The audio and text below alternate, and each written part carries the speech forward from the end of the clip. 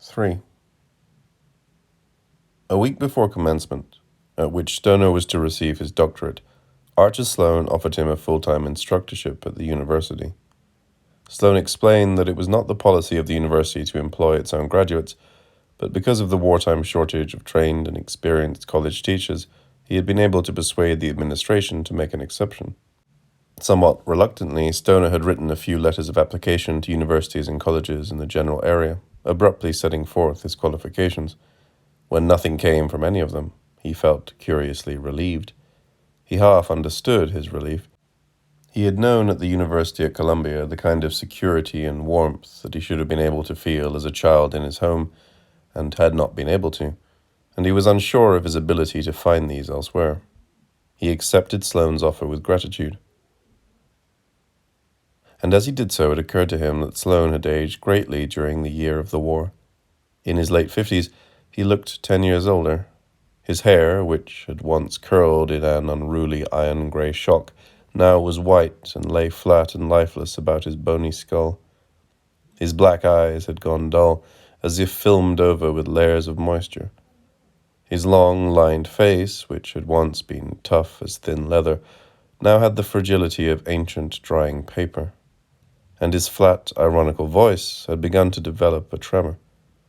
Looking at him, Stoner thought, he is going to die. In a year, or 2 years, or 10, he will die. A premature sense of loss gripped him, and he turned away. His thoughts were very much upon death that summer of 1918. The death of Masters had shocked him more than he wished to admit, and the first American casualty lists from Europe were beginning to be released. When he had thought of death before, he had thought of it either as a literary event or as the slow, quiet attrition of time against imperfect flesh. He had not thought of it as the explosion of violence upon a battlefield, as the gush of blood from the ruptured throat. He wondered at the difference between the two kinds of dying and what the difference meant. And he found growing in him some of that bitterness he had glimpsed once in the living heart of his friend David Masters. His dissertation topic had been the influence of the classical tradition upon the medieval lyric. He spent much of the summer rereading the classical and medieval Latin poets, and especially their poems upon death. He wondered again at the easy, graceful manner in which the Roman lyricists accepted the fact of death, as if the nothingness they faced were a tribute to the richness of the years they had enjoyed. And he marveled at the bitterness, the terror, the barely concealed hatred he found in some of the later Christian poets of the Latin tradition when they looked to that death which promised, however vaguely, a rich and ecstatic eternity of life, as if that death and promise were a mockery that soured the days of their living. When he thought of Masters, he thought of him as a Catullus, or a more gentle and lyrical Juvenal, an exile in his own country, and thought of his death as another exile, more strange and lasting than he had known before. When the semester opened in the autumn of 1918, it was clear to everyone that the war in Europe could not go on much longer. The last desperate German counteroffensive had been stopped short of Paris, and Marshal Foch had ordered a general Allied counterattack that quickly pushed the Germans back to their original line. The British advanced to the north, and the Americans went through the Argonne at a cost that was widely ignored in the general elation. The newspapers were predicting a collapse of the Germans before Christmas. So the semester began in an atmosphere of tense geniality and well-being. The students and instructors found themselves smiling at each other and nodding vigorously in the halls. Outbursts of exuberance and small violence among the students were ignored by the faculty and administration. And an unidentified student, who immediately became a kind of local folk hero, shinnied up on one of the huge columns in front of Jesse Hall and hung from its top a straw-stuffed effigy of the Kaiser. The only person in the university who seemed untouched by the general excitement was Archer Sloane. Since the day of America's entrance into the war, he had begun to withdraw into himself, and the withdrawal became more pronounced as the war neared its end. He did not speak to his colleagues unless departmental business forced him to do so, and it was whispered that his teaching had become so eccentric that his students attended his classes in dread. He read dully and mechanically from his notes, never meeting his students' eyes. Frequently his voice trailed off as he stared at his notes, and there would be 1, 2, and sometimes as many as 5 minutes of silence, during which he neither moved nor responded to embarrassed questions from the class. William Stoner saw the last vestige of the bright, ironic man he had known as a student when Archer Sloane gave him his teaching assignment for the academic year.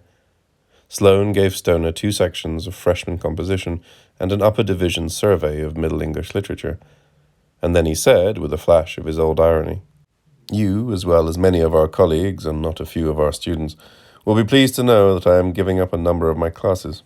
Among these is one that has been my rather unfashionable favorite, the sophomore survey of English literature. You may recall the course?" Stoner nodded, smiling.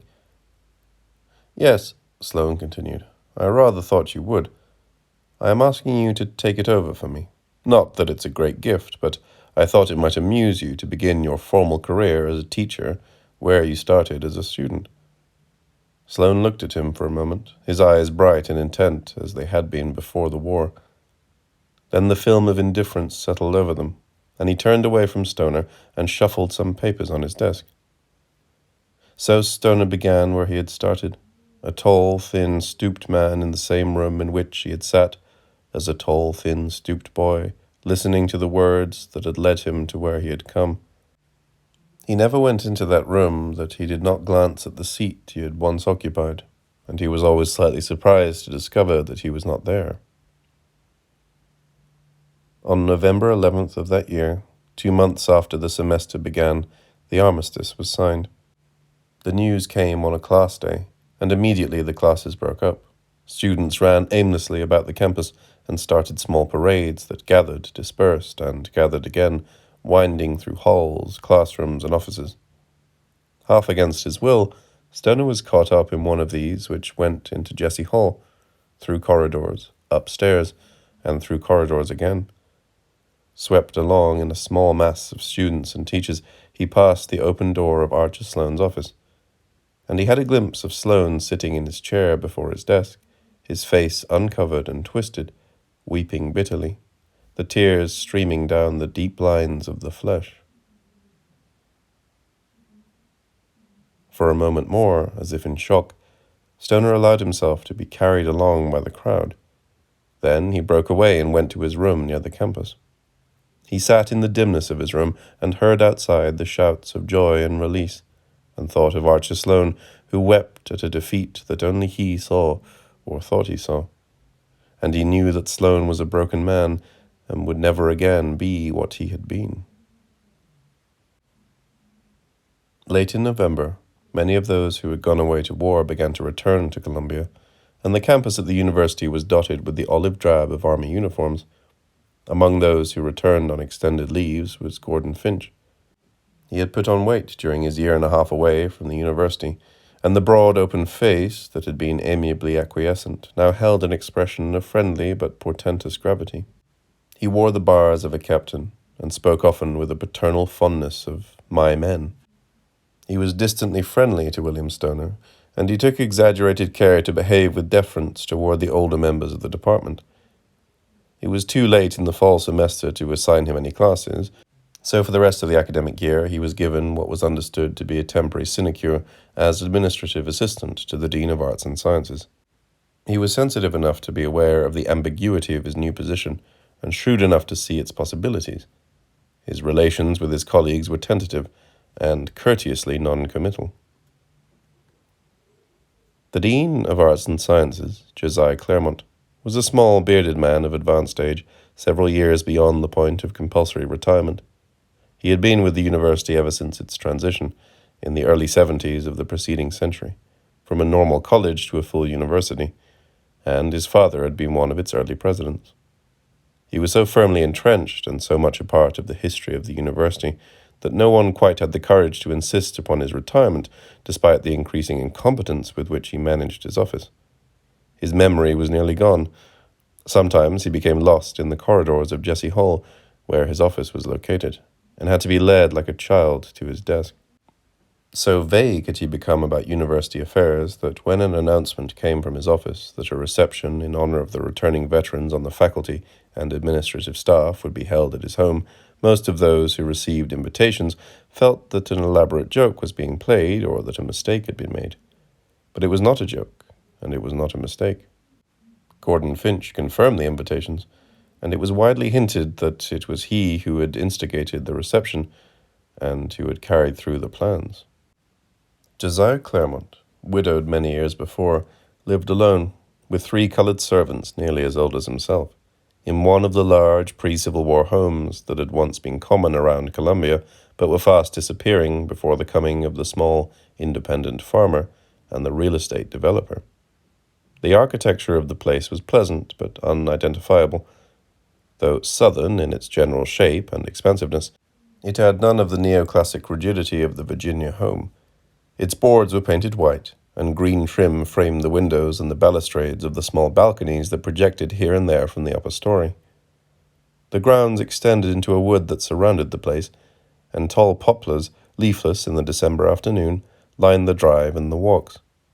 It was the grandest house that William Stoner had ever been near, and on that Friday afternoon he walked with some dread up the driveway and joined a group of faculty whom he did not know, who were waiting at the front door to be admitted. Gordon Finch, still wearing his army uniform, opened the door to let them in. The group stepped into a small square foyer, at the end of which a steep staircase with polished oaken banisters led upward to a second story. A small French tapestry, its blues and gold so faded that the pattern was hardly visible in the dim yellow light given by the small bulbs, hung on the staircase wall directly in front of the men who had entered. Stoner stood gazing up at it while those who had come in with him milled about the small foyer. "Give me your coat, Bill." The voice, close to his ear, startled him. He turned. Finch was smiling and holding his hand out to receive the coat which Stoner had not removed. "You haven't been here before, have you?" Finch asked, almost in a whisper. Stoner shook his head. Finch turned to the other men and, without raising his voice, managed to call out to them.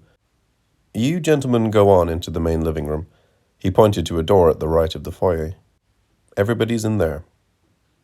He returned his attention to Stoner. "It's a fine old house," he said, hanging Stoner's coat in a large closet beneath the staircase. "It's one of the real show places around here." "Yes," Stoner said. "I've heard people talk about it. And Dean Claremont's a fine old man. He asked me to kind of look out for things for him this evening." Stoner nodded. Finch took his arm and guided him toward the door to which he had pointed earlier. "We'll have to get together for a talk later on this evening. You go on in now. I'll be there in a minute. There are some people I want you to meet." Stoner started to speak, but Finch had turned away to greet another group that had come in the front door. Stoner took a deep breath and opened the door to the main living room. When he came into the room from the cold foyer, the warmth pushed against him as if to force him back. The slow murmur of the people inside, released by his opening the door, swelled for a moment before his ears accustomed themselves to it. Perhaps 24 people milled about the room, and for an instant he recognized none of them. He saw the sober black and gray and brown of men's suits, the olive drab of army uniforms, and here and there the delicate pink or blue of a woman's dress. The people moved sluggishly through the warmth, and he moved with them, conscious of his height among the seated figures, nodding to the faces he now recognized. At the far end, another door led into a sitting parlor, which was adjacent to the long, narrow dining hall. The double doors of the hall were open, revealing a massive walnut dining table covered with yellow damask and laden with white dishes and bowls of gleaming silver. Several people were gathered around the table, at the head of which a young woman, tall and slender and fair, dressed in a gown of blue-watered silk, stood pouring tea into gold-rimmed china cups. Stoner paused in the doorway, caught by his vision of the young woman.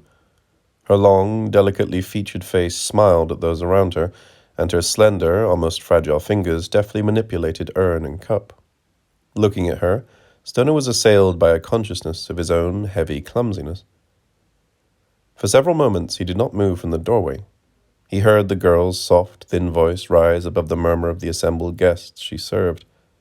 She raised her head, and suddenly he met her eyes. They were pale and large, and seemed to shine with a light within themselves. In some confusion, he backed from the doorway and turned into the sitting room. He found an empty chair in a space by the wall, and he sat there looking at the carpet beneath his feet. He did not look in the direction of the dining room, but every now and then he thought he felt the gaze of the young woman brush warmly across his face. The guests moved around him, exchanged seats, altered their inflections as they found new partners for conversation. Stoner saw them through a haze as if he were an audience. After a while, Gordon Finch came into the room, and Stoner got up from his chair and walked across the room to him. Almost rudely, he interrupted Finch's conversation with an older man. Drawing him aside, but not lowering his voice, he asked to be introduced to the young woman pouring tea. Finch looked at him for a moment, the annoyed frown that had begun to pucker his forehead, smoothing as his eyes widened. "You what?" Finch said. Though he was shorter than Stoner, he seemed to be looking down on him. "I want you to introduce me," Stoner said. He felt his face warm. "Do you know her?" "Sure," Finch said. The start of a grin began to tug at his mouth. "She's some kind of cousin of the Dean's, down from St. Louis, visiting an aunt." The grin widened. "Old Bill, what do you know?" "Sure, I'll introduce you. Come on." Her name was Edith Elaine Bostwick, and she lived with her parents in St. Louis, where the previous spring she had finished a 2-year course of study at a private seminary for young ladies. She was visiting her mother's older sister in Colombia for a few weeks, and in the spring they were to make the grand tour of Europe, an event once again possible now that the war was over. Her father, the president of one of the smaller St. Louis banks, was a transplanted New Englander. He had come west in the 70s and married the oldest daughter of a well-to-do central Missouri family. Edith had lived all her life in St. Louis. A few years before, she had gone east with her parents to Boston for the season. She had been to the opera in New York and had visited the museums. She was 20 years of age. She played the piano and had artistic leanings which her mother encouraged. Later, William Stoner could not remember how he learned these things, that first afternoon and early evening at Josiah Claremont's house. For the time of his meeting was blurred and formal, like the figured tapestry on the stair wall off the foyer. He remembered that he spoke to her, that she might look at him, remain near him, and give him the pleasure of hearing her soft, thin voice answering his questions and making perfunctory questions in return. The guests began to leave.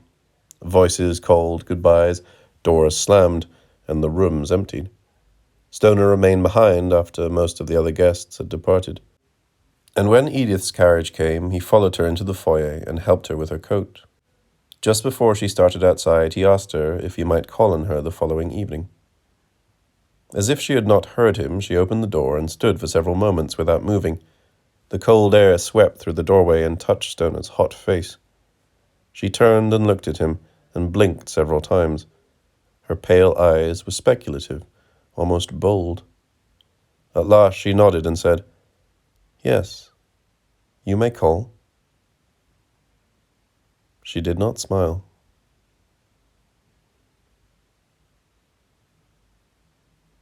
And so he called, walking across town to her aunt's house on an intensely cold Midwestern winter night. No cloud was overhead. The half-moon shone upon a light snow that had fallen earlier in the afternoon. The streets were deserted, and the muffled silence was broken by the dry snow crunching underfoot as he walked. He stood for a long while outside the large house to which he had come, listening to the silence. The cold numbed his feet, but he did not move. From the curtained windows a dim light fell upon the blue-white snow like a yellow smudge. He thought he saw movement inside, but he could not be sure.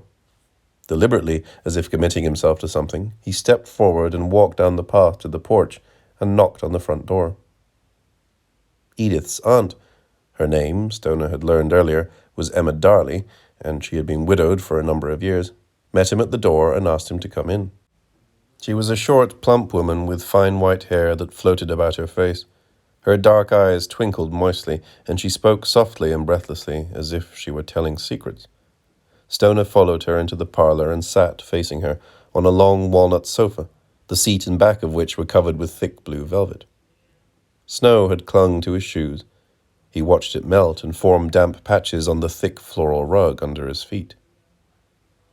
"Edith tells me you teach at the university, Mr. Stoner," Mrs. Darley said. "Yes, ma'am," he said and cleared his throat. "It's so nice to be able to talk to one of the young professors there again," Mrs. Darley said brightly. "My late husband, Mr. Darley, was on the board of trustees at the university for a number of years, but I guess you know that." "No, ma'am," Stoner said. "Oh," Mrs. Darley said. "Well, we used to have some of the younger professors over for tea in the afternoons. But that was quite a few years ago, before the war. You were in the war, Professor Stoner?" "No, ma'am," Stoner said. "I was at the university." "Yes," Mrs. Darley said. She nodded brightly. "And you teach?" "English," Stoner said. "And I'm not a professor. I'm just an instructor." He knew his voice was harsh. He could not control it. He tried to smile. "Ah, yes," she said. "Shakespeare, Browning." A silence came between them. Stoner twisted his hands together and looked at the floor.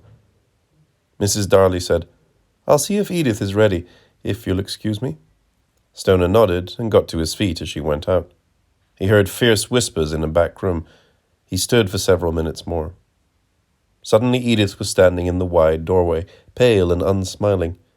They looked at each other without recognition. Edith took a backward step and then came forward, her lips thin and tense.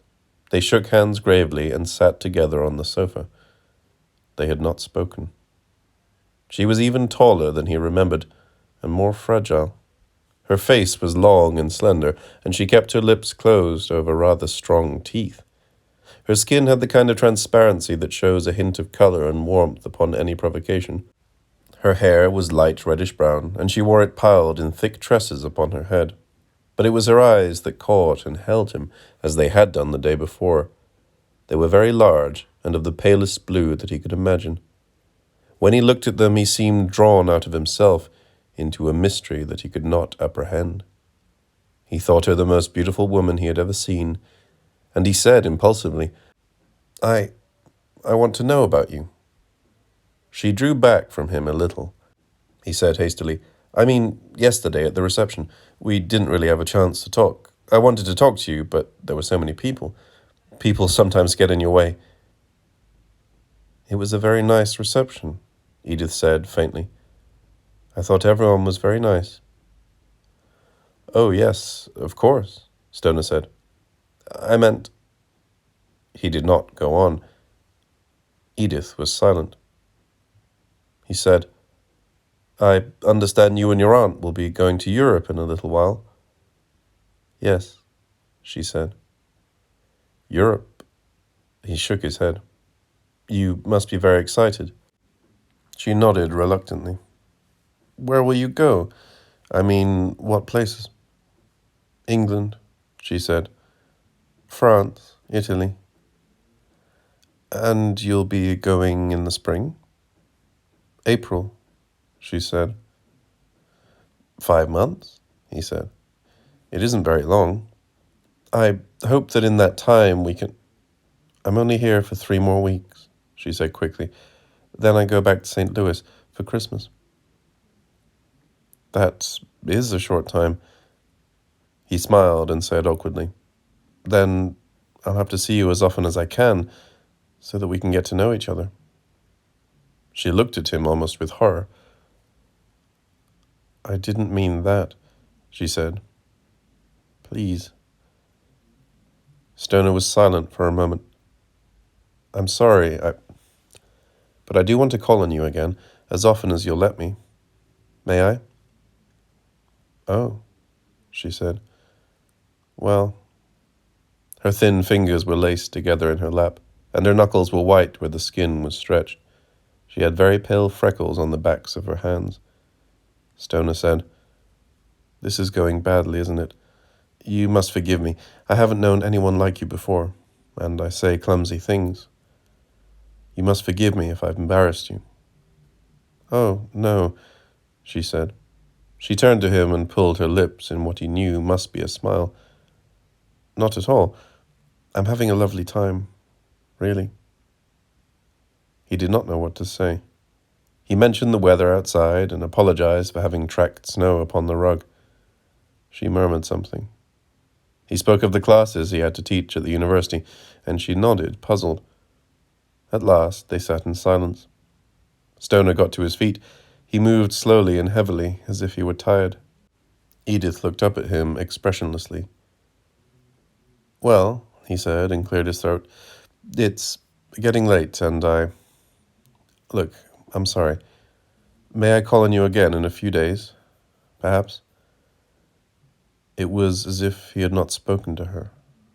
He nodded, said good night, and turned to go. Edith Bostwick said in a high, shrill voice without inflection, "When I was a little girl, about 6 years old, I could play the piano, and I liked to paint, and I was very shy, so my mother sent me to Miss Thorndyke's School for Girls in St. Louis. I was the youngest one there, but that was all right, because Daddy was a member of the board, and he arranged it. I didn't like it at first, but finally I just loved it. They were all very nice girls and well-to-do, and I made some lifelong friends there, and—" Stoner had turned back when she began to speak, and he looked at her with an amazement that did not show in his face. Her eyes were fixed straight before her, her face was blank, and her lips moved as if, without understanding, she read from an invisible book. He walked slowly across the room and sat down beside her. She did not seem to notice him. Her eyes remained fixed straight ahead, and she continued to tell him about herself, as he had asked her to do. He wanted to tell her to stop, to comfort her, to touch her. He did not move or speak. She continued to talk, and after a while he began to hear what she was saying. Years later, it would occur to him that in that hour and a half, on that December evening of their first extended time together, she told him more about herself than she ever told him again, and when it was over, he felt that they were strangers in a way that he had not thought they would be, and he knew that he was in love. Edith Elaine Bostwick was probably not aware of what she said to William Stoner that evening, and if she had been, she could not have realized its significance. But Stoner knew what she said, and he never forgot it. What he heard was a kind of confession, and what he thought he understood was a plea for help. As he got to know her better, he learned more of her childhood, and he came to realize that it was typical of that of most girls of her time and circumstance. She was educated upon the premise that she would be protected from the gross events that life might thrust in her way, and upon the premise that she had no other duty than to be a graceful and accomplished accessory to that protection, since she belonged to a social and economic class to which protection was an almost sacred obligation. She attended private schools for girls where she learned to read, to write, and to do simple arithmetic. In her leisure, she was encouraged to do needlepoint, to play the piano, to paint watercolors, and to discuss some of the more gentle works of literature. She was also instructed in matters of dress, carriage, ladylike diction, and morality. Her moral training, both at the school she attended and at home, was negative in nature, prohibitive in intent, and almost entirely sexual.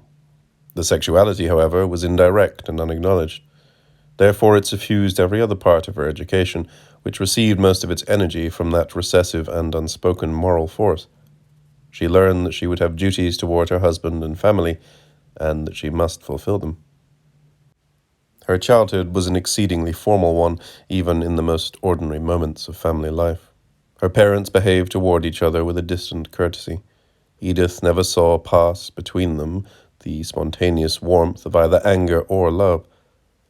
Anger was days of courteous silence, and love was a word of courteous endearment. She was an only child, and loneliness was one of the earliest conditions of her life. So she grew up with a frail talent in the more genteel arts, and no knowledge of the necessity of living from day to day. Her needlepoint was delicate and useless. She painted misty landscapes of thin watercolor washes, and she played the piano with a forceless but precise hand. Yet she was ignorant of her own bodily functions. She had never been alone to care for her own self one day of her life, nor could it ever have occurred to her that she might become responsible for the well-being of another. Her life was invariable, like a low hum.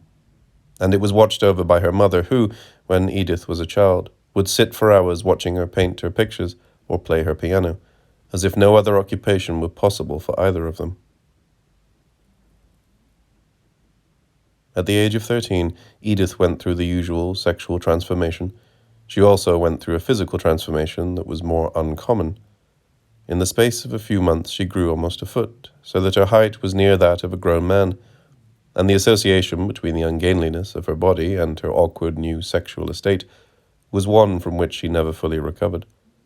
These changes intensified a natural shyness. She was distant from her classmates at school. She had no one at home to whom she could talk, and she turned more and more inward upon herself. Upon that inner privacy William Stoner now intruded, and something unsuspected within her, some instinct, made her call him back when he started to go out the door, made her speak quickly and desperately, as she had never spoken before, and as she would never speak again.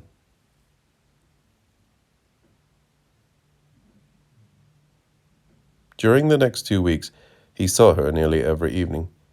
They went to a concert sponsored by the new music department at the university.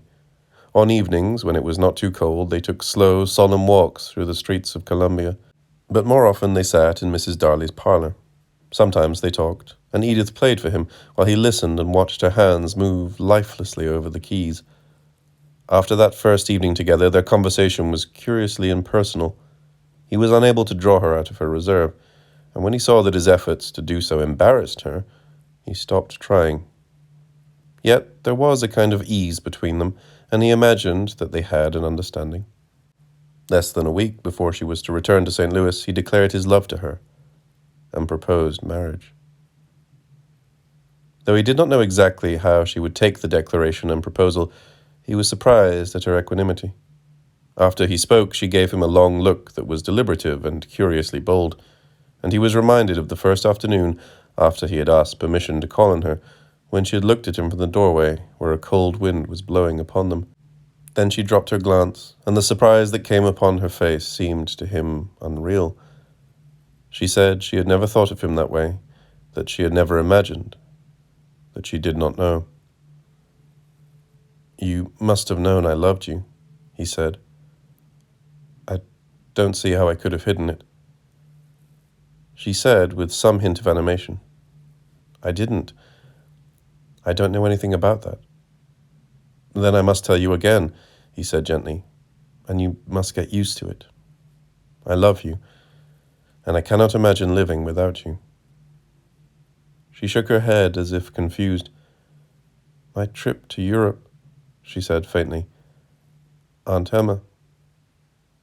He felt a laugh come up in his throat, and he said in happy confidence, "Ah, Europe. I'll take you to Europe. We'll see it together someday." She pulled away from him and put her fingertips upon her forehead. "You must give me time to think, and I would have to talk to Mother and Daddy before I could even consider." And she would not commit herself further than that. She was not to see him again before she left for St. Louis in a few days, and she would write him from there after she talked to her parents and had things settled in her mind.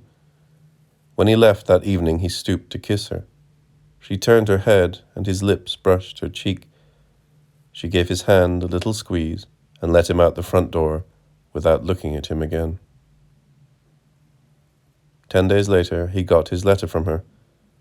It was a curiously formal note, and it mentioned nothing that had passed between them. It said that she would like him to meet her parents, and that they were all looking forward to seeing him when he came to St. Louis, the following weekend, if that was possible. Edith's parents met him with the cool formality he had expected, and they tried at once to destroy any sense of ease he might have had. Mrs. Bostwick would ask him a question, and upon his answer would say, "Yes," in a most doubtful manner, and look at him curiously, as if his face were smudged or his nose were bleeding. She was tall and thin like Edith, and at first Stoner was startled by a resemblance he had not anticipated. But Mrs. Bostwick's face was heavy and lethargic, without any strength or delicacy, and it bore the deep marks of what must have been a habitual dissatisfaction. Horace Bostwick was also tall, but he was curiously and unsubstantially heavy, almost corpulent. A fringe of grey hair curled about an otherwise bald skull, and folds of skin hung loosely around his jaws. When he spoke to Stoner, he looked directly above his head, as if he saw something behind him. And when Stoner answered, he drummed his thick fingers upon the centre piping of his vest. Edith greeted Stoner as if he were a casual visitor, and then drifted away unconcernedly, busying herself with inconsequential tasks. His eyes followed her, but he could not make her look at him. It was the largest and most elegant house that Stoner had ever been in.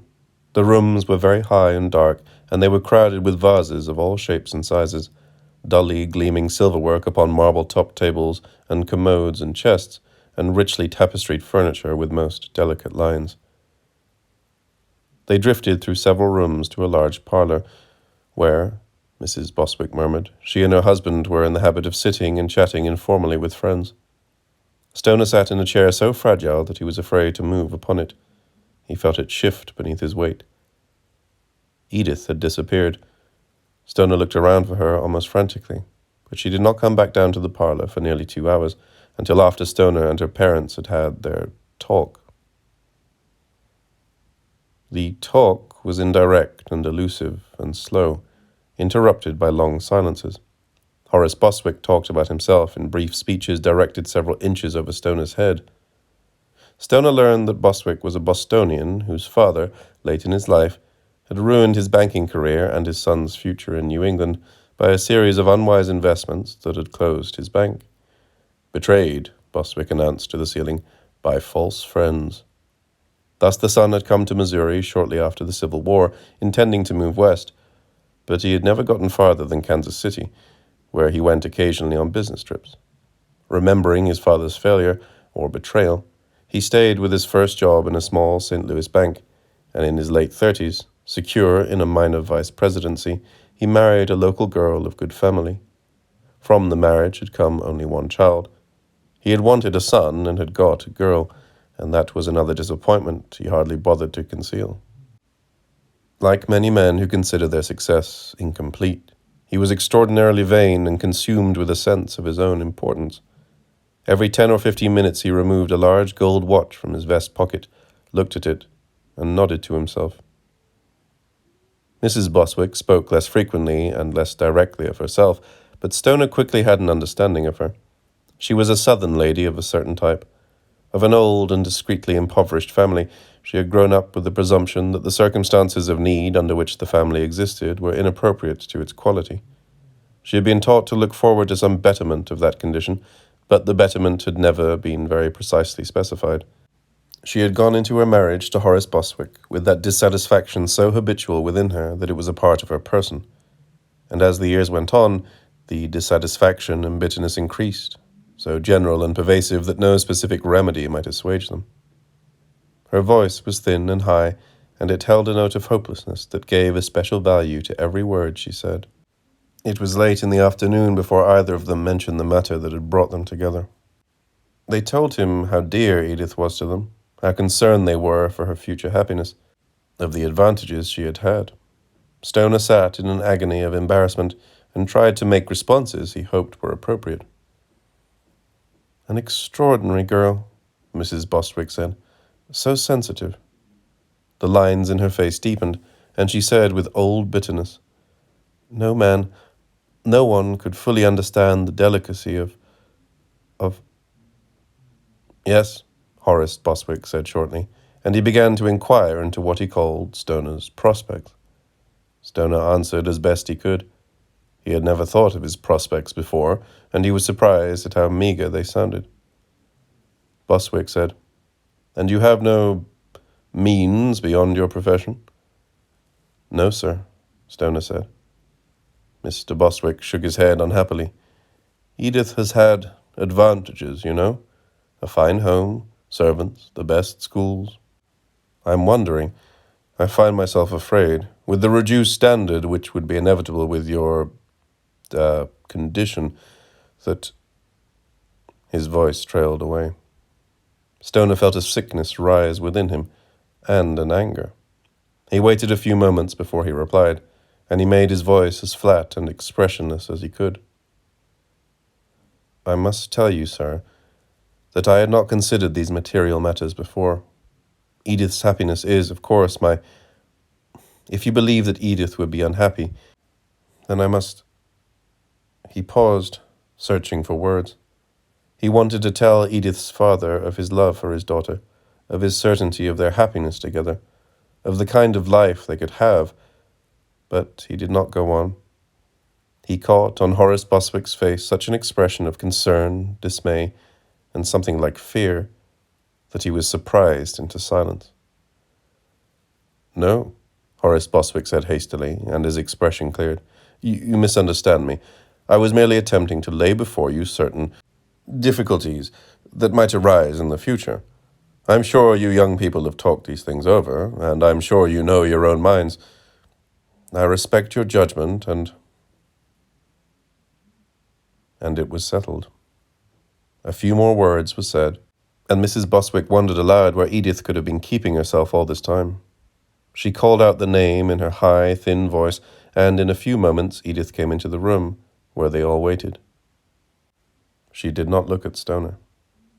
Horace Bostwick told her that he and her young man had had a nice talk and that they had his blessing. Edith nodded. "Well," her mother said, "we must make plans. A spring wedding, June perhaps." "No," Edith said. "What, my dear?" her mother asked pleasantly. "If it's to be done," Edith said, "I want it done quickly." "The impatience of youth," Mr. Bostwick said, and cleared his throat. "But perhaps your mother is right, my dear. There are plans to be made. Time is required."